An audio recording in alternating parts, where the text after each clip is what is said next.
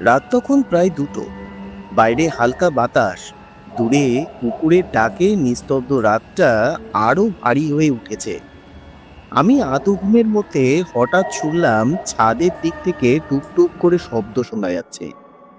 মনে হলো যেন কেউ হাঁটছে, খুব ধীরে, খুব ভারী পায়ে। প্রথমে ভাবলাম হয়তো বিড়াল, কিন্তু মিনিট খানেক পরেই আবার সেই শব্দ আমি শুনতে পেলাম।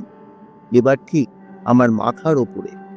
বুকে কেমন অজানা এক ভয় নিয়ে আমি টর্চে হাত দিলাম।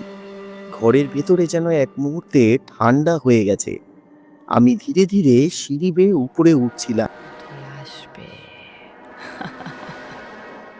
প্রতিটি ধাপে আমার ভয়ের পারদ যেন ক্রমাগত উঠে চলেছে।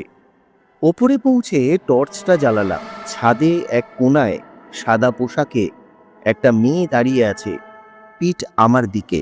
চুল বাতাসে নড়ছে, কিন্তু আশেপাশে কোনো হাওয়া নেই। আমি কাঁপা গলায় বললাম, কি, কে ওখানে? ও ধীরে ধীরে ঘুরে তাকালো।